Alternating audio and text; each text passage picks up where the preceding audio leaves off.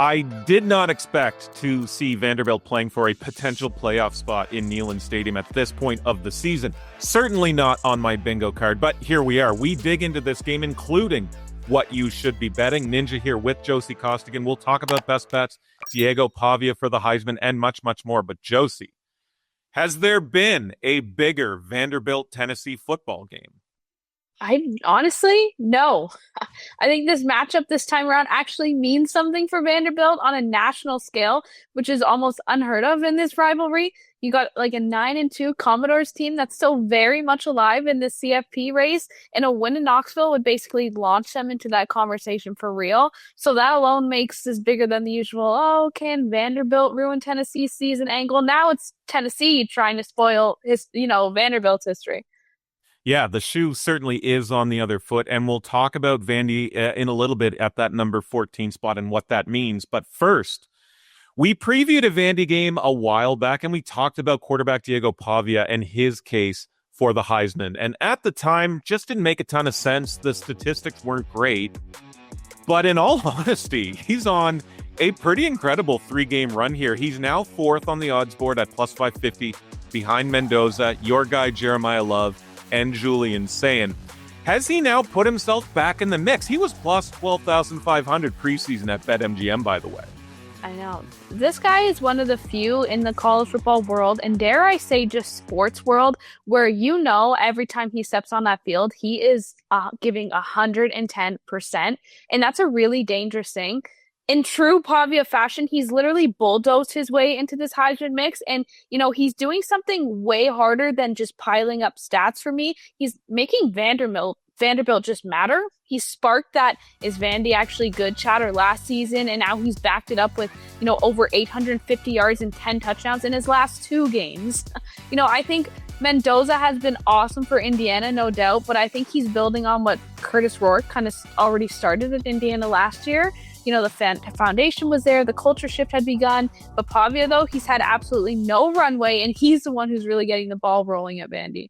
Yeah, super fun to watch. And, you mentioned just the last two games, but even in the loss against Texas, he still put up a really good box score and a really good fight for this Commodores team. So looking at the Heisman odds board today, I mentioned the sort of top four there, but then, there's Marcel Reed at plus 1,400. Bit of a drop-off to Gunnar Stockton at plus 5,000, then even bigger drop-off. So I think we know who the clear-cut top six are, but who would you pick for the Heisman right now in the current market if you were going to bet it, Josie? I don't have, the committee doesn't give me a vote, unfortunately.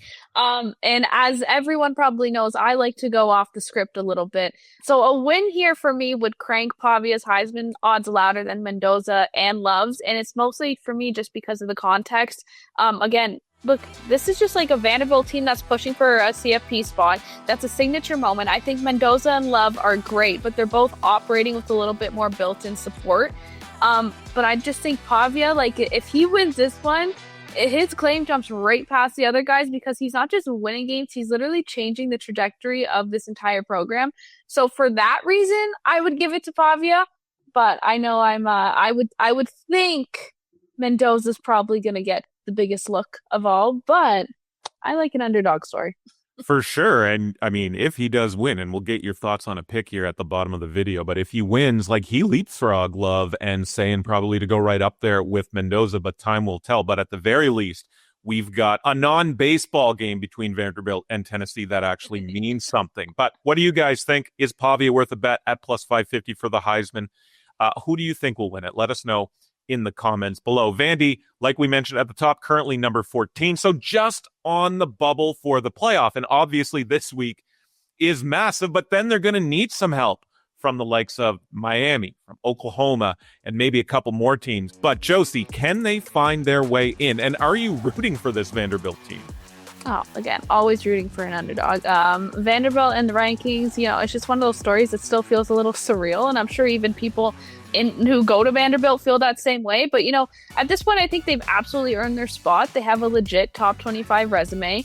I think the crazy part is how different this feels compared to past Vandy teams that would, crack the rankings for a minute and then fall right back out. This group actually belongs there. And, they've held 3 of their last 4 opponents to 24 points or fewer. They're putting up nearly 30 39 points a game. So like they're really showing up when it matters most. And I think the committee knows what a win at Tennessee means, that, this isn't just a ranked Vanderbilt. It's Vanderbilt's knocking on the CFP door right now. And Neyland Stadium is going to be absolutely insane. One of the toughest places to play on the best of days at Tennessee. And they're going to be on cloud nine at the moment, given that they just posted their first win in Florida since 2003. Casey Clausen, the Tennessee quarterback in that one. But Josie, is this a potential letdown spot for Tennessee after such a big win against such a big rival? Or will they use this motivation from that win in Florida to come out and put together another strong performance in an in-state rivalry game and ruin, like you said, Vanderbilt's season? I think it's a little bit of both. I don't really see this as like a classic letdown spot for Tennessee. Obviously beating Florida in the swamp for the first time since 2003, it's big. But for me, it wasn't some like emotional draining comeback. Like they pretty much dominated the whole game. And as we all know this season, Florida really wasn't anything competitive. So that usually carries over more as, confidence. If anything, I think it lifts them a bit. But again, with Vandy coming in ranked and playing for a CFP shot, I just don't think the Vols have much room to like relax. And again, I just think Pavia is a different beast. Like he is the type of guy who he doesn't care about any noise. He will just like throw this whole team on his back and like just carry them throughout this whole game. So it's a different mode this time for sure. We'll get to your bet for this one in a second. And folks, drop your favorite bet for Vanderbilt, Tennessee in the comments section. But you can get Prop Professor for 50% off for the first month right now. This app drops hundreds of plus EV bets every day and gives you a real shot at finding long-term profit. For example, over 63.5, still slightly plus EV in this game, 1.8% at minus 125 over at Fanatics. You can sort through plays across the NFL, college football, and of course, plenty more. It's got tools for arbitrage betting. It's got a fantasy optimizer. It's easily the best bang for buck app on the market compared to its competition. Use the promo code OddShark50 at checkout and get 50% off for that first month. All right, Josie.